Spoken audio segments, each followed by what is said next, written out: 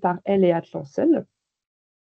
Donc, pour rappel, ce webinaire est enregistré, donc vous pouvez revoir l'intégralité de la présentation ensuite. Et on a désactivé normalement la prise de notes artificielle. On va démarrer. Donc, est-ce que Marc est revenu? Alors, Marc va partager la présentation, donc j'ai besoin de lui pour qu'il puisse passer. Voilà, super, merci Marc. Donc, ce deuxième webinaire est dédié à vos questions. C'est une session, un nouveau format qu'on teste avec vous aujourd'hui. C'est quelque chose qui nous avait été suggéré par certains relais lors de la rencontre Relais Bois de l'année dernière. Donc, on va tester ça aujourd'hui.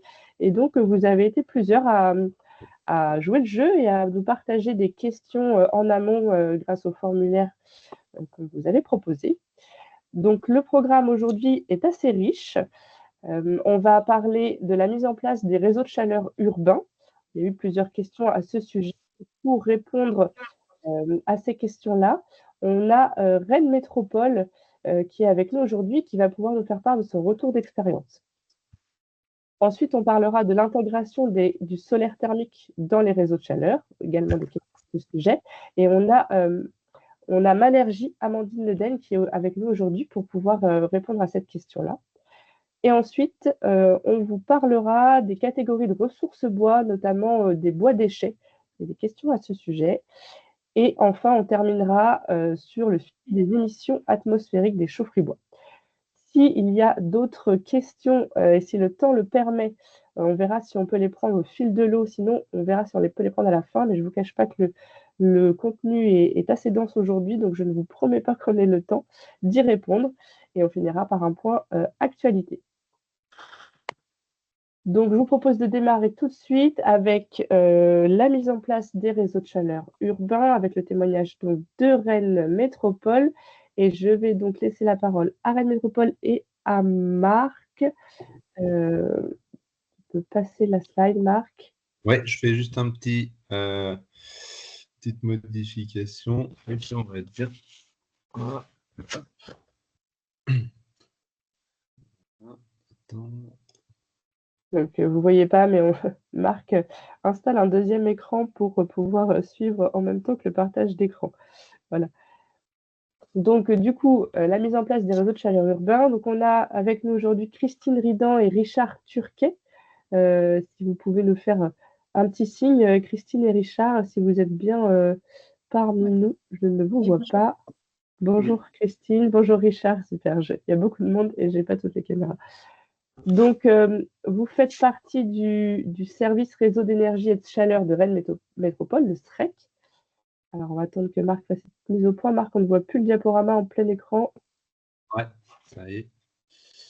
Alors, ça va pas tarder. Voilà. Et après, je vous embêterai plus. Voilà, parfait, super. Et donc, c'est parfait, Marc, tu peux passer la première slide. Et Christine et Richard, du coup, je vais vous laisser vous présenter rapidement et nous dire quel est le rôle du SREC de Rennes Métropole et votre rôle à vous et vos projets qui tournent en ce moment. Donc, Christine Ridan, je suis responsable du service des réseaux d'énergie et de chaleur à Rennes Métropole. Et Richard Turquet, donc je suis ingénieur au sein du service également, donc des réseaux d'énergie et de chaleur, et plus particulièrement en charge donc, du réseau de Chartres de Bretagne, et puis un petit peu de la ZAC Beauchardonnay, donc à l'est de Rennes. Donc, rapidement, peut-être vous présenter un peu l'univers de nos réseaux de chaleur, notre contexte métropolitain, et puis je laisserai la parole à Richard pour répondre aux questions qui se posaient là sur les étapes préliminaires, les paramètres à bien étudier lorsqu'on se lance de l'aventure de la création d'un développement d'un réseau de chaleur.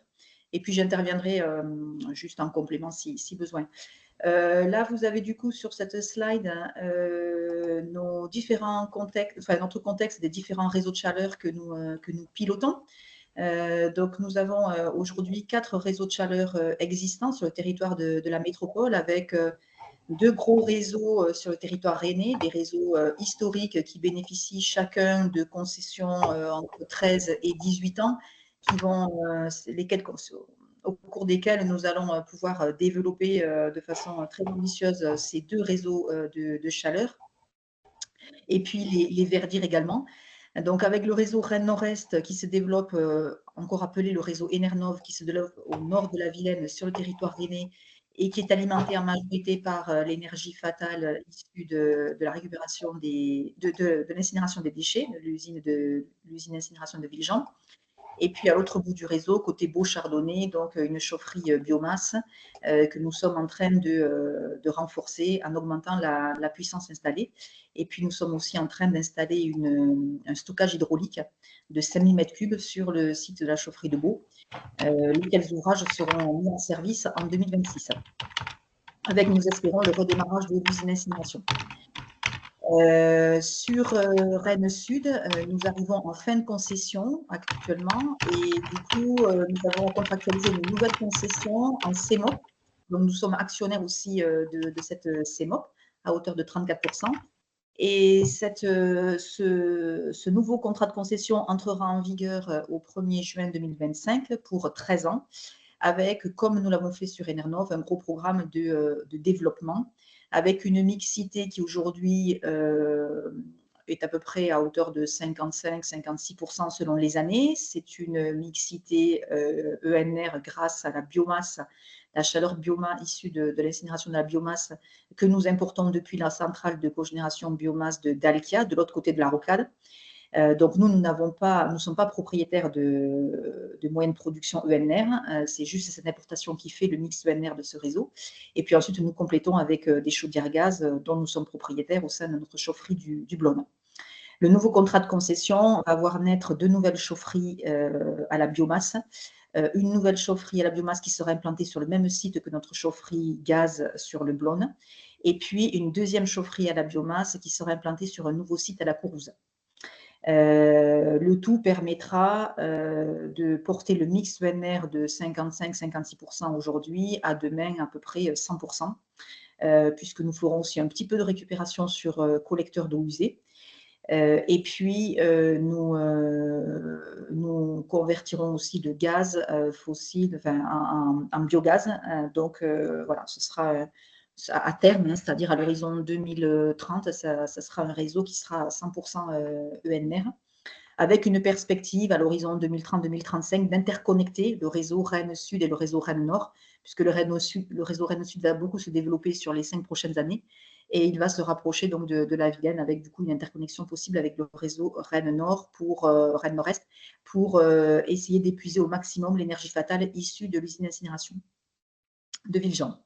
Ensuite, deux petits réseaux, Vezin-le-Coquet à la biomasse en concession. Et puis, le dernier réseau, c'est celui de Chartres de Bretagne, également à la biomasse, et cette fois-ci porté en régie.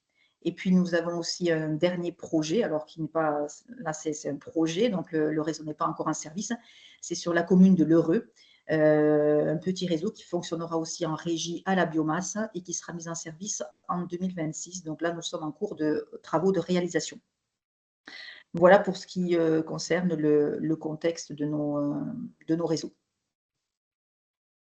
Merci Christine. Et donc, on avait quelques questions donc, du public d'aujourd'hui. La première question, du coup, c'est est-ce que vous pouvez nous faire part des difficultés, on va dire, les plus fréquentes ou les majeures que vous rencontrez ou que vous avez rencontrées par le passé dans le développement des réseaux de chaleur?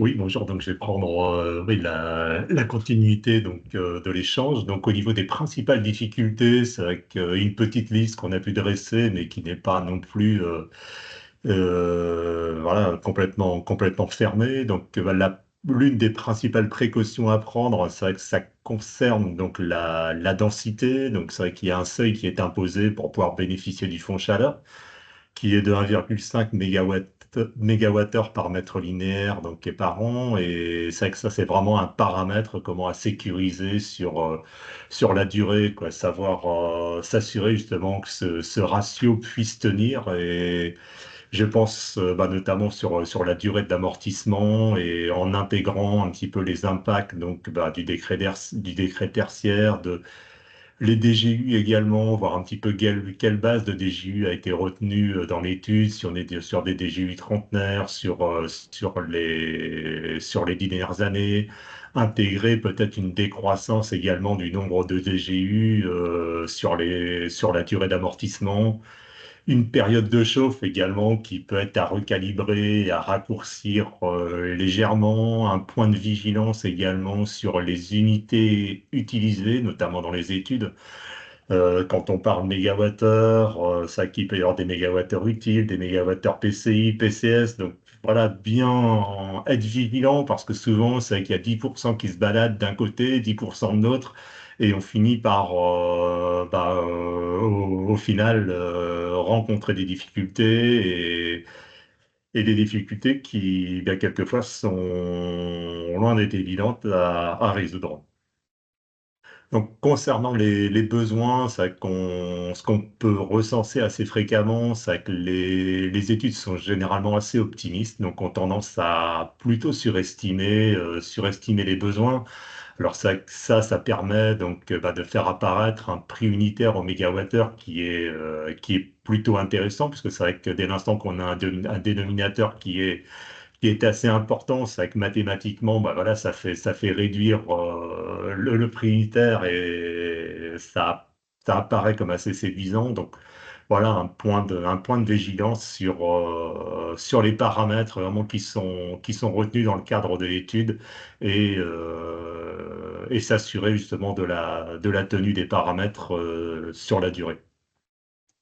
Sur le potentiel de développement, c'est vrai que généralement l'étude va être basée donc sur un périmètre voilà, pressenti et voir un petit peu au-delà de ce périmètre, s'il est rencontré donc une difficulté sur ce périmètre, quelle est un petit peu la marge que l'on peut avoir en dehors, quoi. Donc avoir un inventaire assez précis du potentiel de développement, notamment sur des copros, alors des copros qui peuvent nécessiter un temps de décision assez long, donc ça c'est aussi à intégrer. Il peut y avoir aussi peut-être un développement en ZAC, mais en ZAC on est souvent soumis à un échéancier qui est long et quand même tributaire également de la vente des charges foncières. Donc, et à côté de cela, il peut y avoir des zones pavillonnaires ou des immeubles qui sont équipés de chaudières individuelles murales, et là où le potentiel de développement, il est quasi inexistant, quoi.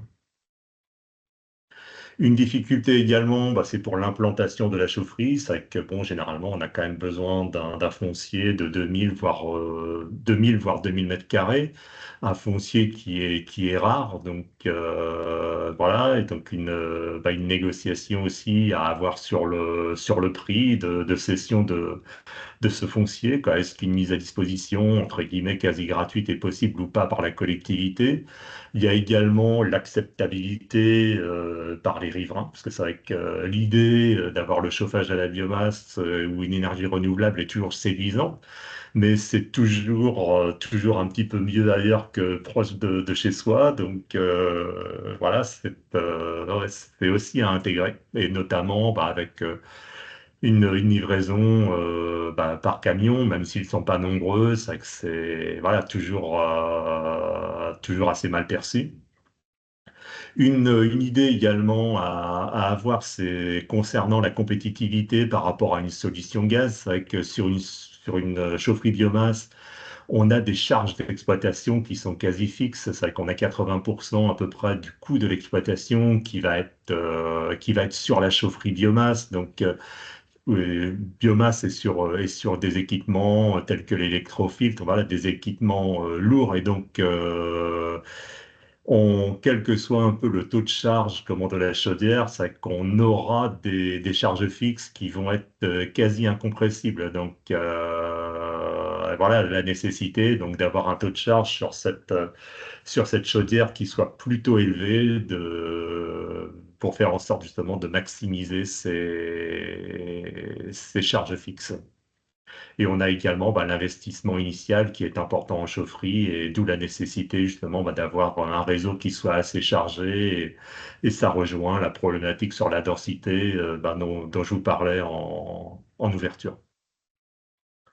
Concernant plus particulièrement la chaudière biomasse, bon, on a également donc des minima techniques qui bon, sont certes un petit peu plus bas maintenant que ce qu'on pouvait avoir auparavant, mais qui néanmoins pose problème lorsqu'on est en phase de développement, quoi. C'est vrai qu'on peut avoir des difficultés en hiver, voire en demi-saison, lorsque la charge n'est pas suffisante.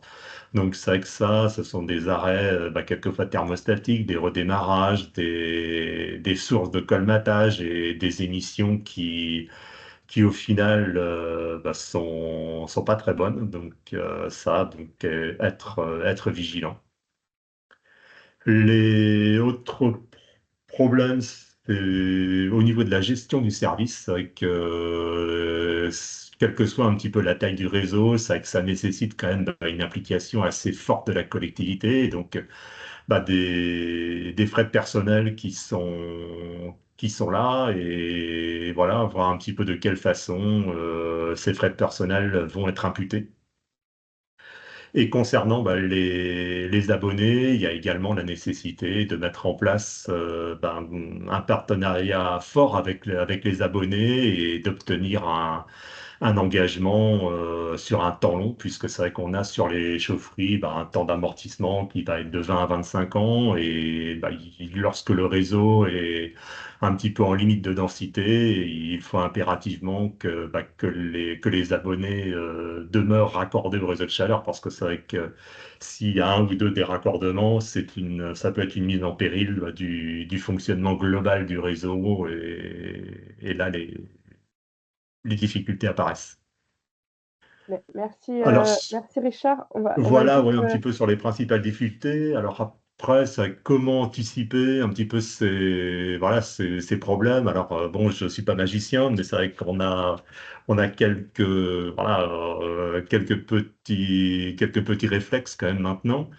Et ces difficultés, c'est vrai que ça peut être tout d'abord s'appuyer sur un bâti existant plutôt public. Donc je pense notamment à la présence d'un centre hospitalier, EHPAD, piscine, des bâtiments communaux, des bailleurs sociaux également, de façon à asseoir comment les équilibres techniques et économiques du réseau, quoi. Ensuite, c'est qu'il peut y avoir donc les copros, mais on a vu que les copros qui sont déjà en chauffage collectif, mais copros généralement qui, au niveau de la prise de décision, sont un petit peu plus lentes. Donc, c'est vrai que lorsque le réseau est lancé, il y a la nécessité d'avoir des abonnés donc rapidement pour stabiliser les installations, et donc plutôt des acteurs publics et avec des consommations bien assez régulières et fortes.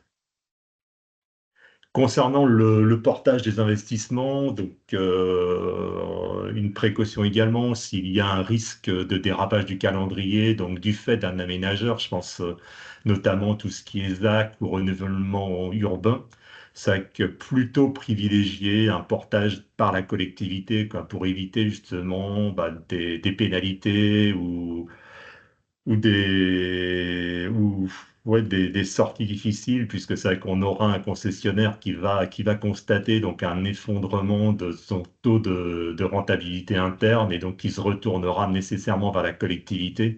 Donc dans ces cas-là, mieux vaut anticiper et avoir une marge de manœuvre plus importante en portant directement les investissements par la collectivité.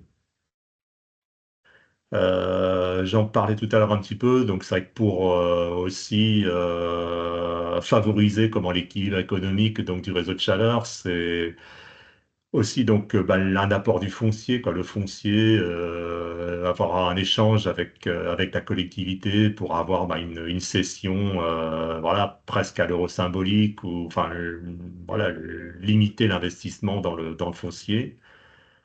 Les frais donc de gestion de la collectivité, donc là, il peut y avoir une mutualisation, idéalement des frais de personnel sur différents réseaux, quoi, avec une clé de répartition qui repose sur les abonnés existants, ça de façon à ne pas non plus imputer tous les frais de personnel au réel sur un nouveau réseau, parce que ça, quand il n'y a pas beaucoup d'abonnés, eh bien, c'est une part qui peut être pénalisante. Et puis, pour limiter également donc les investissements, c'est l'étude également des participations. Alors les participations, ça peut être le droit de raccordement qui est facturé donc aux promoteurs ou aux abonnés. Ça peut être également des participations donc de l'aménageur quand on est en ZAC, ou alors des remises gratuites de tranchées, un petit peu à l'image de ce qui est fait avec GRDF, que de façon à voilà limiter le financement apporté pour le réseau. Et pour les abonnés, eh bien c'est vrai que ce qui est demandé, c'est un engagement sur la durée, et donc à sortir éventuellement les déraccordements de pénalités, et obliger l'abonné à régler donc les frais qu'il aurait dû payer sur la durée s'il était resté raccordé. Voilà un petit peu pour le tour des problèmes et puis des difficultés donc rencontrées. Et après, sur les étapes clés, voilà, j'ai pas énormément de choses à dire. Je pense que tout a été un petit peu les principales difficultés, outils ont été apportés là. Et voilà, c'est des points de vigilance, et je pense que notamment déjà au stade de l'étude, quoi, vérifier vraiment les hypothèses de l'étude de façon à voilà, limiter les problèmes qui vont arriver. C'est vrai que souvent on peut avoir aussi des investissements qui sont un peu sous-estimés. Donc si on a des investissements sous-estimés, des consommations qui sont elles surestimées, c'est vrai qu'on part sur un écart qui peut être important. Je pense qu'il faut vraiment bien regarder les paramètres de l'étude, et ne pas hésiter aussi voilà, sur les DJU, sur comment la décroissance aussi attendue du nombre de DJU, à intégrer ces paramètres-là sur 20-25 ans, de façon à voilà, commencer à modéliser et à anticiper l'arrivée de problèmes. À ce Merci, sujet-là, sans rebondir, Mylène, merci Richard, et on Richard. va consigner les quelques conseils Voilà, que ils sont loin d'être tu as voilà, donnés. complètement exhaustifs. Hein, c'est Ouais, non, c'est riche parfait. d'expérience. C'est ça qui Ouais. était intéressant. Et merci beaucoup, Christine et Richard. Je voulais juste ajouter un micro-point sans lancer un débat sur le sujet important que tu soulignais sur la baisse progressive des besoins dans les bâtiments et le décret tertiaire, etc. On assiste de plus en plus à des dimensionnements de réseaux de chaleur avec des cascades de chaudières bois, voire même une succession même de plusieurs modèles, de plusieurs générateurs. Donc ça fait partie des choses à étudier en amont pour souligner l'étape importante et cruciale que tu indiquais, l'étape de diagnostic et d'étude. Voilà, je te laisse la main, Mylène.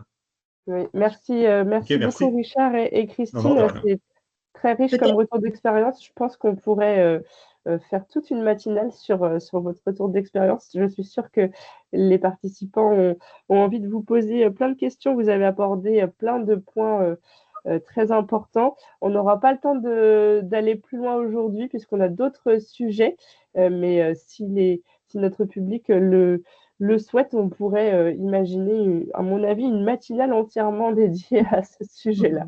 Merci beaucoup pour votre retour Merci. d'expérience.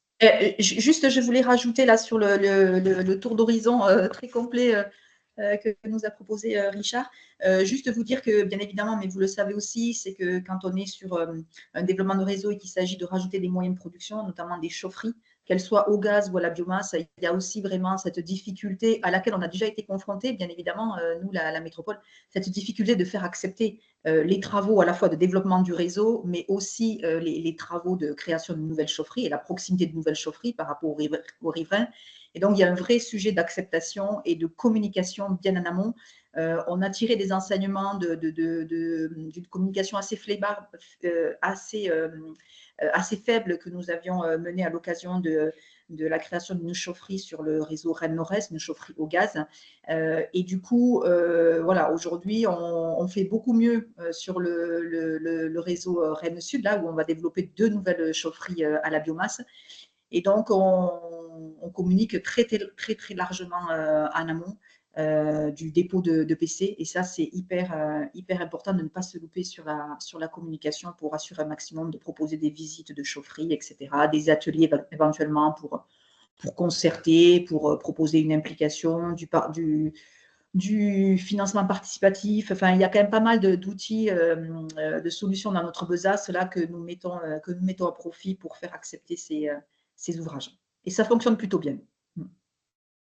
Merci beaucoup, Christine. Je vais me retenir de ne pas vous relancer sur ce sujet qui m'intéresse beaucoup. Et je pense qu'on aurait pu creuser cette question-là pour une autre fois peut-être. Merci beaucoup pour le partage. Merci à vous. Merci. Loïc, je vais te passer la main. Donc, on va passer au sujet de l'intégration du solaire thermique sur les réseaux de chaleur avec l'intervention de Loïc d'Atlancel et de Manergie d'Amandine de Manergie. Merci Mylène. Donc on va rester un petit peu sur le même sujet, on va un peu changer, on va aborder le sujet de la solarisation des réseaux de chaleur urbains. Et du coup, je trouvais que la bonne façon de pouvoir y répondre, c'était d'inviter Amandine, qui est experte sur le sujet, qui saura mieux répondre à vos questions que vous. Alors, il y avait 2 questions. Il y avait une première question sur peut-on intégrer du solaire thermique dans un projet de réseau de chaleur, sachant que les réseaux de chaleur sont à minima sur des régimes de température de 90-70 degrés. Si oui, quel dimensionnement et quelle localisation par rapport à la chaufferie ou par rapport au point de livraison? Et on avait une seconde question qui va un petit peu dans le même sens, c'est est-ce qu'il y a des possibilités de rajouter du solaire thermique par l'exploitant du réseau de chaleur urbain? Est-ce que c'est l'exploitant qui fait l'investissement? Qui doit aborder le sujet? Est-ce la ville, l'exploitant, le conseiller en énergie partagée ou autre personne?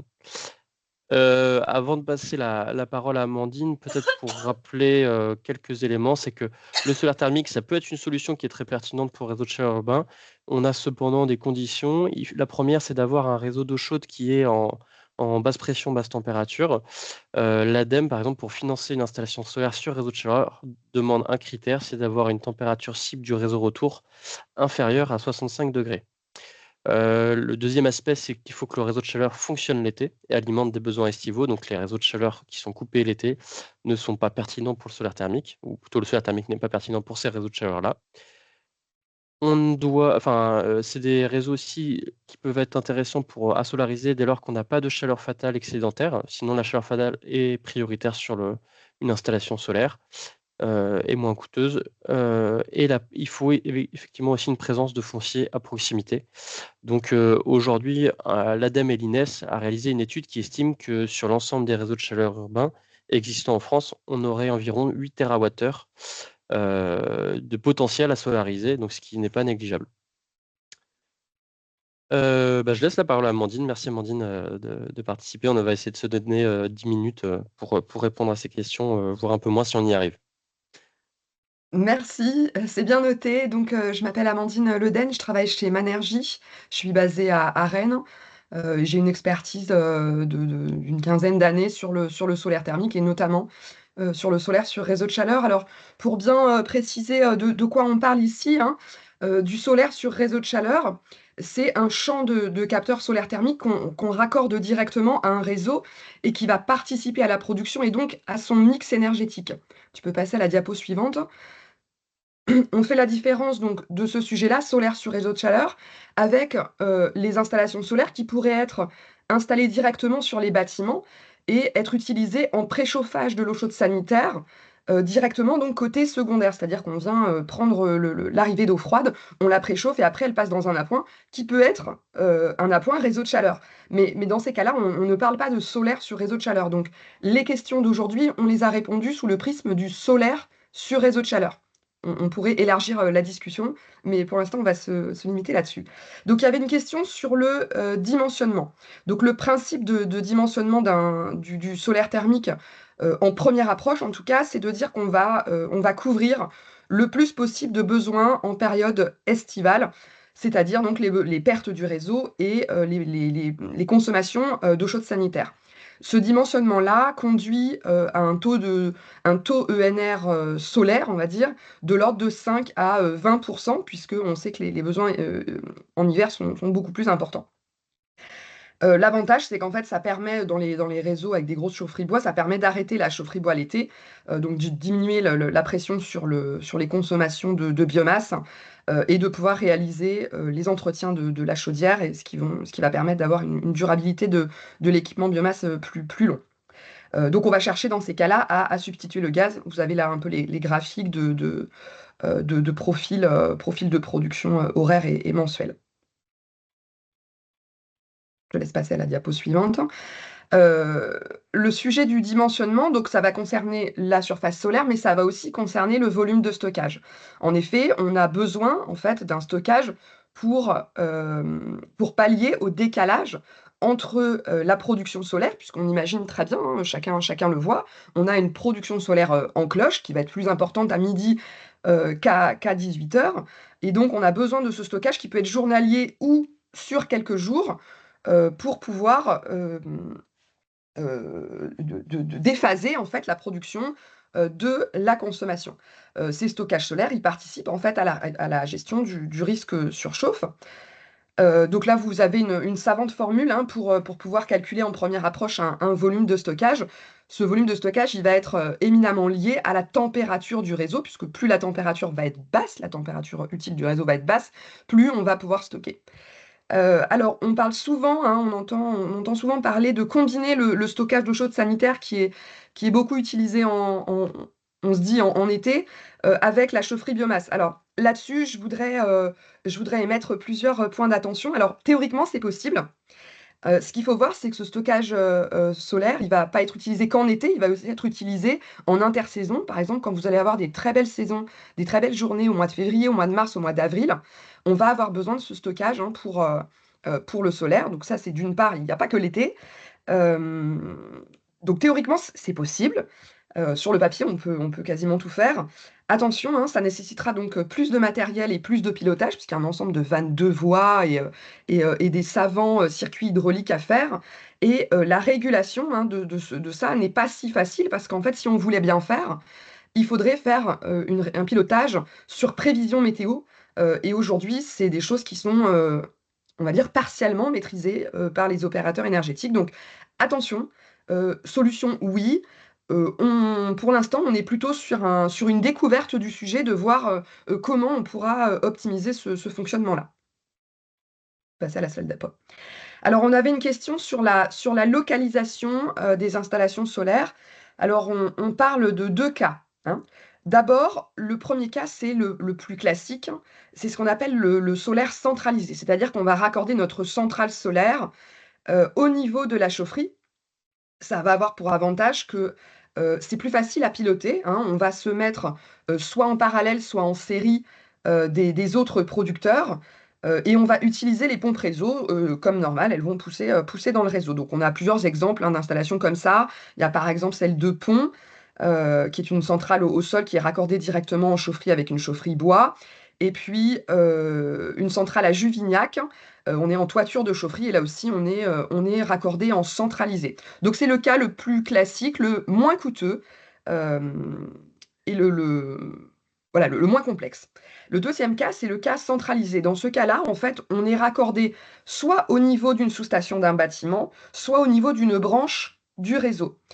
Alors ça va poser plusieurs difficultés, plusieurs complexités, c'est-à-dire qu'on va devoir avoir des pompes réseau qui vont pousser en opposition.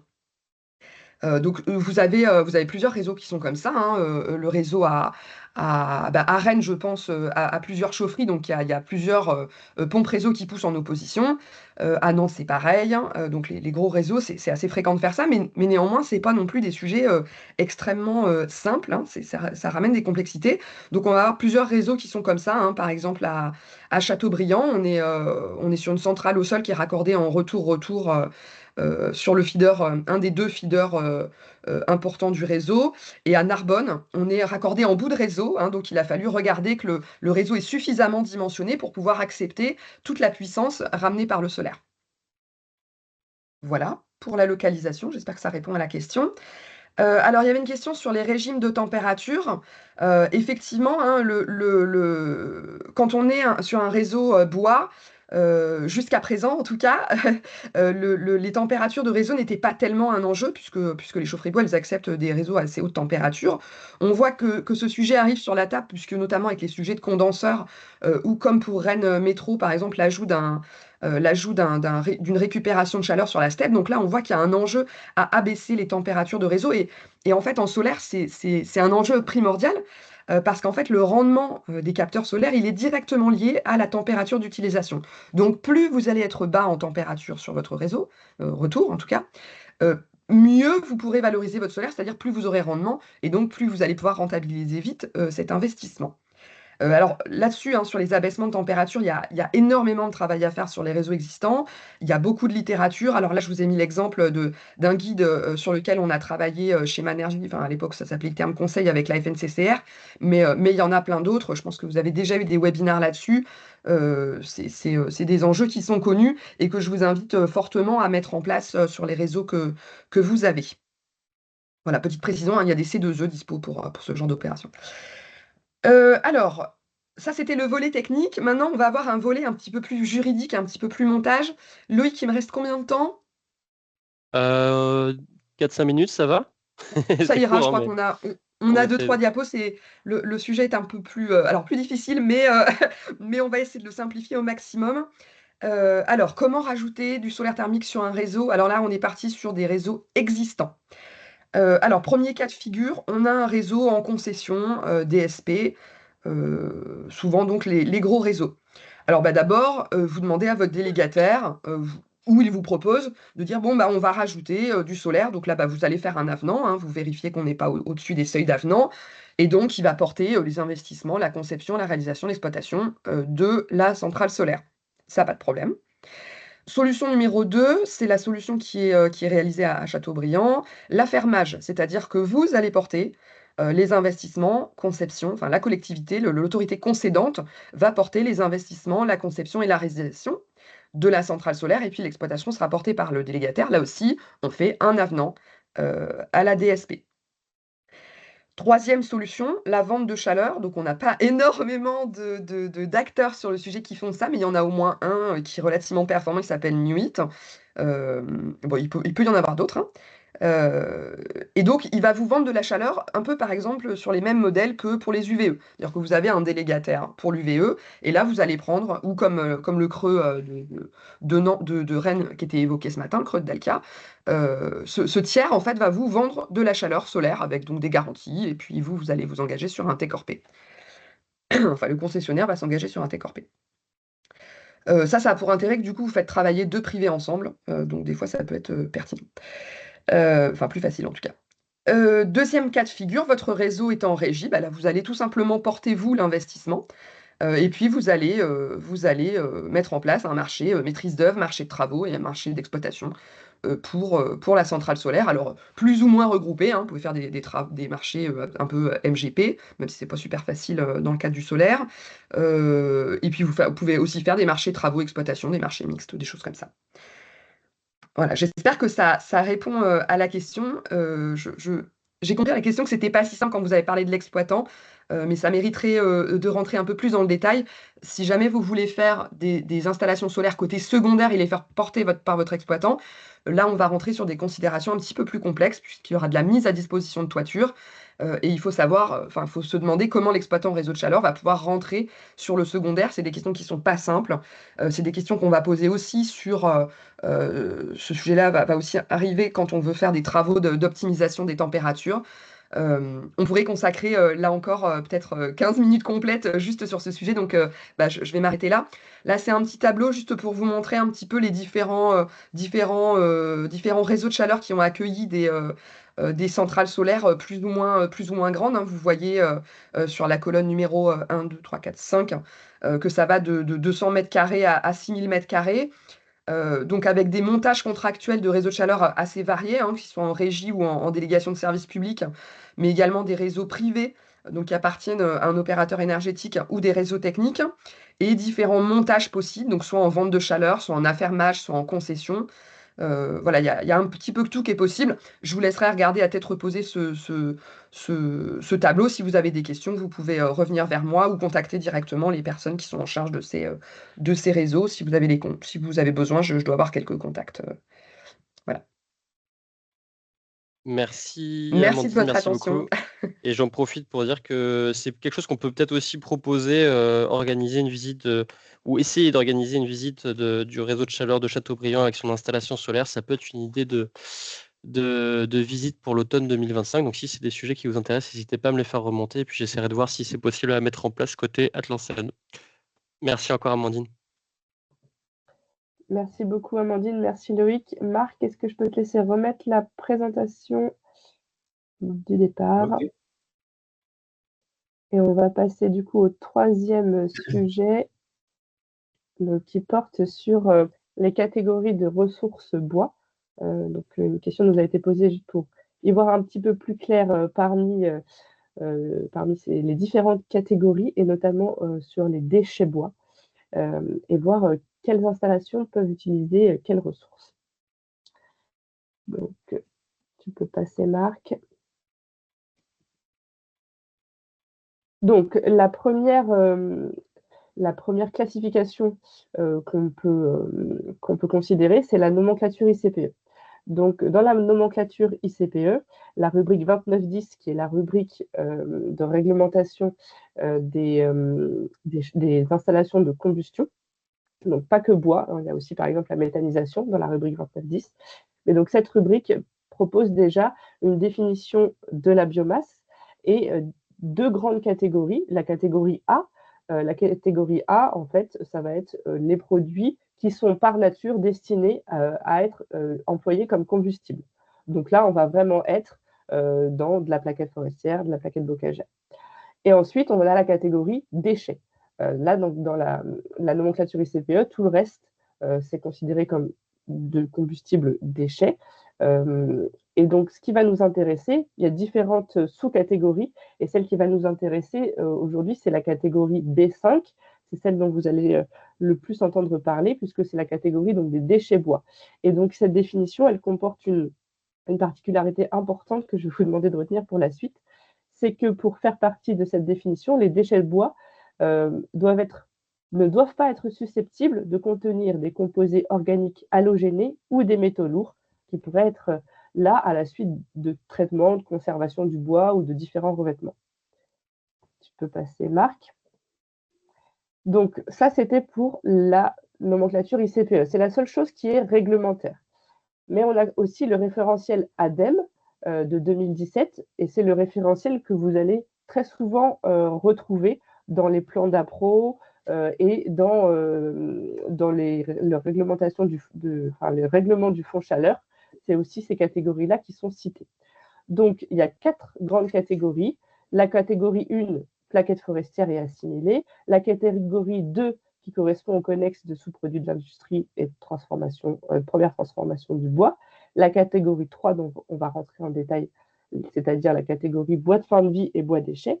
Et la catégorie 4, les granulés, dont on ne parlera pas aujourd'hui. Tu peux continuer, Marc. Donc, si on fait un zoom sur ces catégories, elles aussi, elles ont des sous-catégories. Donc, voilà, je ne vais pas rentrer dans le détail des catégories, de la catégorie 1, hein, vous les connaissez pour la plupart. Ensuite, on a la catégorie 2, voilà, c'est les connexes de sous-produits et sous-produits de l'industrie de première transformation du bois, les copeaux de bois, les chutes de scieries de bois brut. Et on a la catégorie 3, donc bois de fin de vie et bois déchets. Et donc là, on va avoir 4 sous-catégories. Et là, vous allez retrouver le renvoi vers les rubriques ICPE. Donc, on va zoomer là-dessus. Tu peux passer, Marc, pour ajouter le détail. Voilà. Donc, on a la première catégorie de bois de fin de vie et de bois de déchets, c'est les bois qui vont être acceptés dans la rubrique 2910A de l'ICPE. Et donc ça, en fait, c'est les bois d'emballage qui ont fait une demande de sortie de statut de déchet. Ensuite, on a la deuxième catégorie, 2910B. Et donc là, on va avoir tous les autres déchets de bois d'ameublement, de menuiserie, les autres emballages de sortie de statut de déchet, mais qui doivent respecter la définition que je vous ai citée tout à l'heure, c'est-à-dire qu'ils ne doivent pas être susceptibles de contenir des métaux lourds ou des composés organiques halogénés. Donc, on va être sur des déchets de bois quasiment bruts, vraiment très peu transformés. Et si on ne respecte pas cette nomenclature-là, on va se retrouver dans la troisième catégorie, qui va être constituée de déchets de bois qui ne sont pas classés dangereux, mais qui ne respectent pas la définition B5 et qui peuvent donc contenir des métaux lourds ou des composés organiques halogénés. Et la dernière, là, on va se retrouver dans des déchets de bois qui sont dangereux. On va y revenir après, j'ai mis quelques exemples. Tu peux passer, Marc. Donc voilà un résumé de la classification bois déchets et bois de fin de vie. Je vous ai rajouté une colonne classification 2022. Elle n'est pas souvent utilisée, mais je voulais quand même que vous ayez l'information si vous rencontrez ça.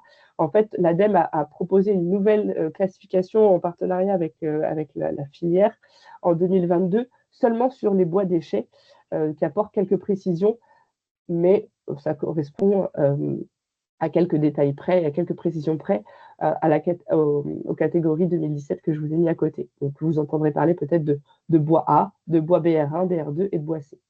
Donc, si on reprend la première catégorie, donc on a la première catégorie donc, qui est utilisable en 2910A, mais également dans les autres chaufferies bois, donc qui va être des déchets assimilables à du bois brut, par exemple, des chutes de fabrication de bois massif et le broyat de palettes SSD.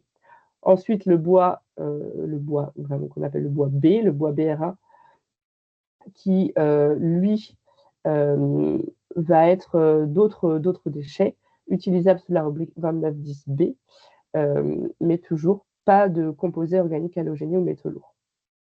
Donc ça, en principe, on peut l'utiliser dans les chaufferies bois, à condition de respecter cette nomenclature B5. Et ensuite, vous allez avoir les deux autres catégories qu'on ne va pas utiliser, on ne va pas pouvoir utiliser dans les installations de chaufferie bois classiques, puisqu'il va falloir être dans des installations d'incinération. Ça correspond aux ICPE 2771 et 2971. Donc là, on va être dans d'autres déchets de bois qui ne respectent pas la définition B5, par exemple des bois qui vont être traités, des bois peints, des déchets de bois du bâtiment. Et en dernière catégorie, on a les bois classés en déchets dangereux.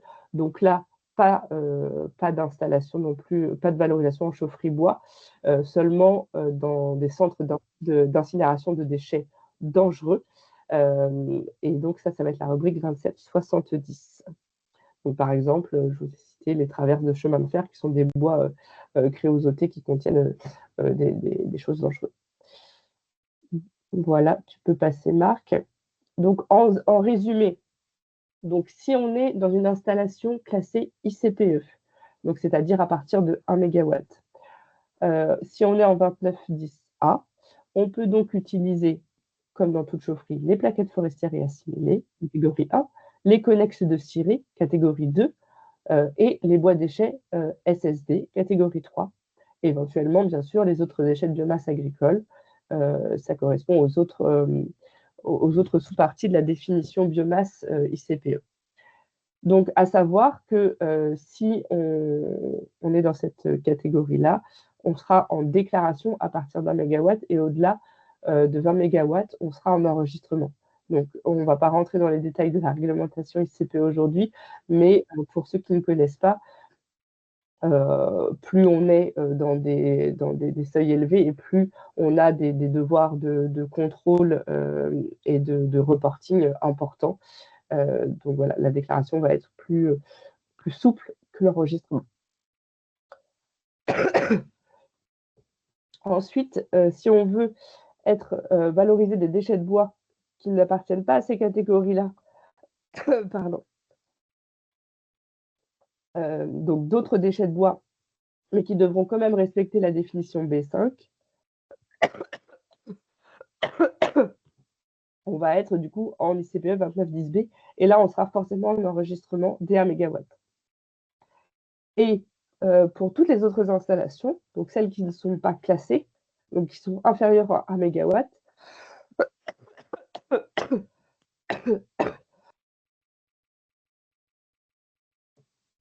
Excusez-moi. Donc pour les autres installations pas classées, on va quand même avoir des exigences par rapport aux demandes d'aide à l'investissement, même s'il n'y a pas de normes réglementaires. Donc là, il faut savoir que l'ADEME, le comité technique du plan bois-énergie, demande à minima le respect de la définition 5. Je vais prendre le relais peut-être, afin que Mylène puisse reprendre son souffle.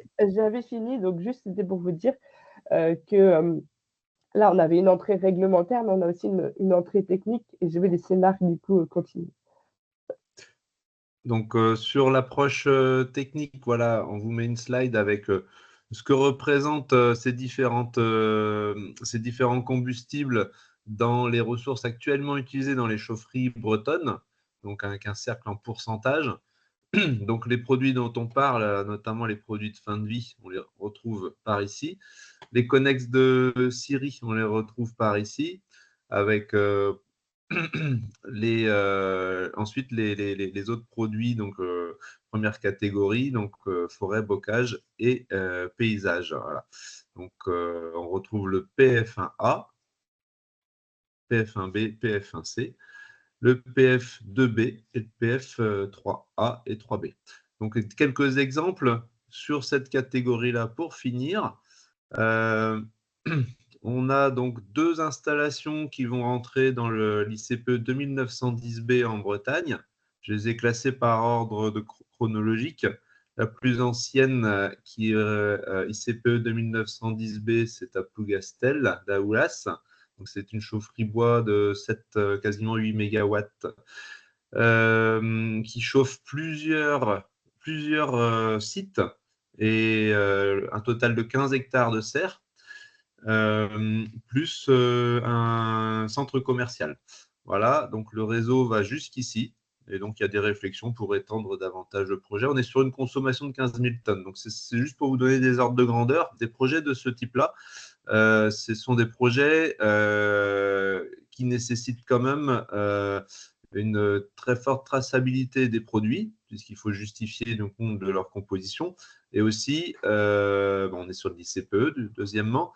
Et troisièmement, étant donné la nature des produits brûlés et voilà le risque qu'il pourrait y avoir aussi sur leur composition chimique, il y a des chaudières adaptées, donc avec des gammes de foyers particulières.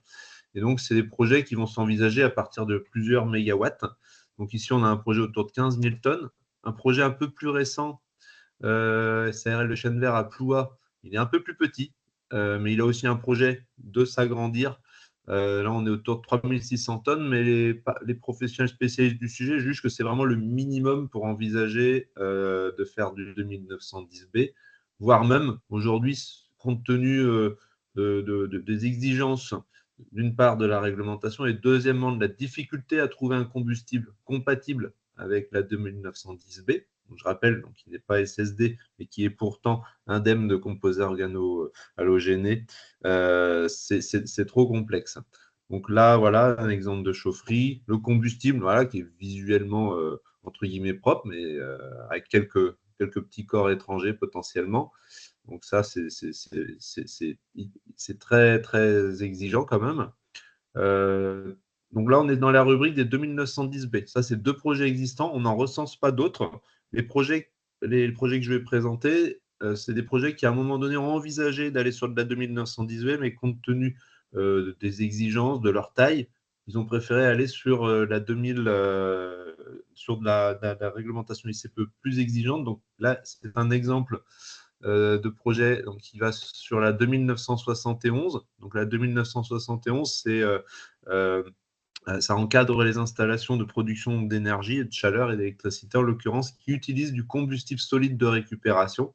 Donc ici, c'est du CSR bois qui va être utilisé. Donc cette chaufferie-là va avoir le jour là, cette année. Elle est à Créin. Elle est montée par Guyot Énergie pour alimenter les tours de séchage de la laiterie Laïta. 9 MW, 57 gigawattheures. Donc on est sur une taille assez importante. Et le dernier, donc, qui est toujours en développement à ma connaissance, je n'ai pas les dernières informations. Là, on est sur la 2771. Donc là, on est sur installation de traitement thermique de déchets non dangereux. On est encore plus gros, 35 000 tonnes de bois par an. On est sur la classification, donc la PF 3B, donc 2017 3 BFVD, voilà, excusez-moi. Donc quasiment juste en dessous du seuil des 20 mégawatts pour 118 gigawattheures produits par an, donc avec les équipements de filtration exigés et nécessaires pour traiter voilà, les polluants et les risques qu'il y a d'émissions derrière. Voilà quelques illustrations. En Bretagne, on ne recense pas d'autres chaufferies existantes et à ma connaissance, pas de projet vraiment en cours de développement, quoi. Des projets en réflexion, mais pas forcément en cours de développement. Donc, Mylène, je vais te laisser la main si tu as pu reprendre le souffle. C'est bon, je suis toujours vivante, je vous rassure. Merci Marc d'avoir pris le relais, d'avoir présenté quelques exemples. Donc là, vous aurez les liens dans la présentation, les ressources pour voilà, revoir à tête reposée ces différentes classifications. Vous avez le référentiel 2022, le référentiel 2017 sur l'ensemble des combustibles bois, et puis le lien vers la rubrique, la nomenclature ICPE 2910. Voilà pour cette partie. Et donc, on n'a pas beaucoup de temps pour terminer. On va passer vraiment très rapidement puisque c'est un sujet voilà, assez simple sur les émissions atmosphériques en 2 minutes. Vas-y, Marc. Donc voilà, là, on va rejoindre ce lien avec l'ICPE. Si la chaufferie est classée ICPE, donc supérieure à 1 MW, on va avoir des obligations en termes d'émissions, de suivi d'émissions atmosphériques. On va avoir notamment, là vous avez les différents composés qui doivent faire l'objet d'un suivi. La fréquence, elle est variable selon les types de combustibles et selon la puissance. Ça va de tous les ans à une fois tous les 3 ans, avec un organisme bien sûr indépendant. La question, et c'était aussi, est-ce que ces installations doivent rendre ces données publiques? Alors, il n'y a pas vraiment à ma connaissance, pas de réglementation d'affichage public, mais sachez que les chaufferies doivent bien sûr conserver, voire transmettre, ça dépend du registre ICPE, les résultats à l'administration. Et les résultats de contrôle, notamment de la DREAL, eux, sont publics et peuvent être consultés en ligne. Si on n'est pas dans une installation ICPE, là, on n'a pas d'obligation en termes de suivi. Par contre, vous avez bien sûr connaissance des obligations liées aux critères du fonds chaleur que je vous ai remis juste après, mais ça, je pense que vous les connaissez. Tu peux passer, Marc. Et donc là, il ne va pas y avoir d'obligation en termes de suivi, mais juste une analyse au niveau du paiement de l'aide, pour déclencher le paiement de l'aide, et qui atteste du respect de ces valeurs limites qui sont très proches des normes ICPE pour les chaufferies entre 500 kW et 1 MW. Et pour les plus petites chaufferies, on a, à partir de 2026, vous avez normalement eu connaissance de ces informations, une nouvelle méthode pour garantir que les chaufferies qui sont financées dans le cadre du fonds chaleur vont avoir un impact limité sur les émissions atmosphériques. Je ne vais pas détailler ça ici.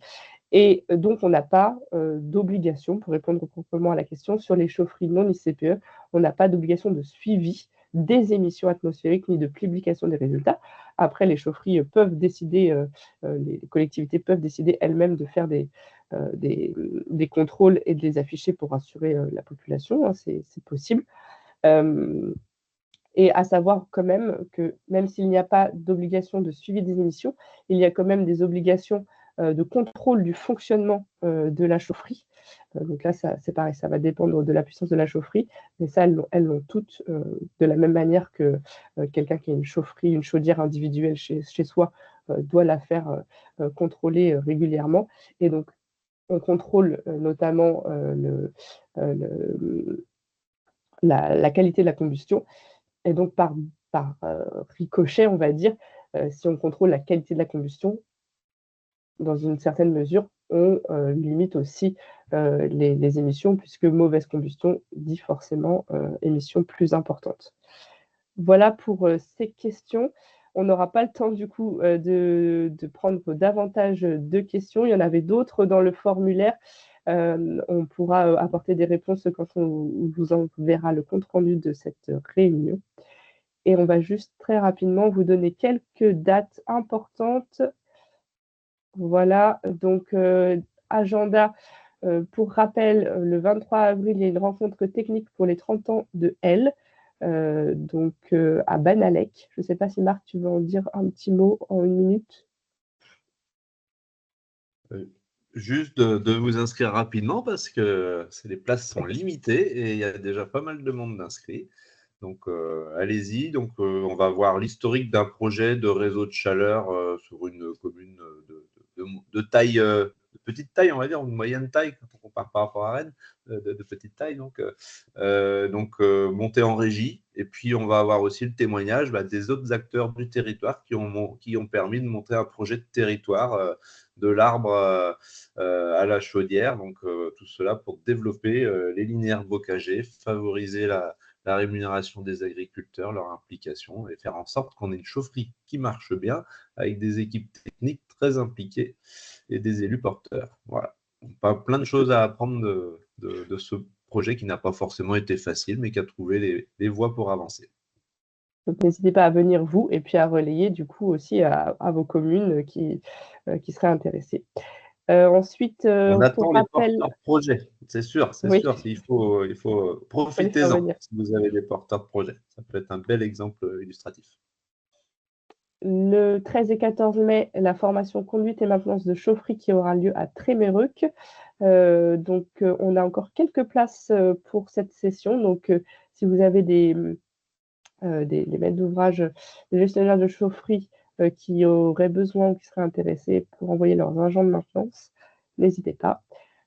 Et donc, alors le 17 juin, on aura une rencontre Bois Énergie qui sera notamment destinée au retour sur l'enquête bilan du fonctionnement du parc qui, pour rappel, est toujours en cours et je vous demanderai de bien penser à relayer cette information pour qu'on ait le maximum de retours et donc une enquête qualitative. Et on vous donnera plus d'informations sur cette rencontre puisqu'on n'a pas encore bien fixé le lieu et notamment la salle. Et puis la prochaine matinale, du coup, ce sera le 24 juin, troisième matinale, qui sera sur un sujet bois énergie, potentiellement sur ce retour de l'enquête bilan de fonctionnement du parc de chaufferie. Voilà, je vous remercie à tous d'avoir été très nombreux à nous suivre aujourd'hui et vous retrouverez le replay et la présentation et le compte-rendu aussi de cette matinale. Merci aux intervenants c'était la première fois qu'on faisait une matinale avec des interventions côté bois, donc c'était super. Et puis, merci du coup à Loïc d'avoir co-animé avec moi et à mes collègues de L, Marc et puis Antoine qui étaient là également. Merci à Christine, merci Richard et Amandine. Merci pour votre participation. Merci à tous. Avec plaisir. Bonne journée. Merci beaucoup. Au revoir. Au revoir. Merci, Au revoir. bonne journée à tous. Merci. Au revoir. Au revoir, bonne journée.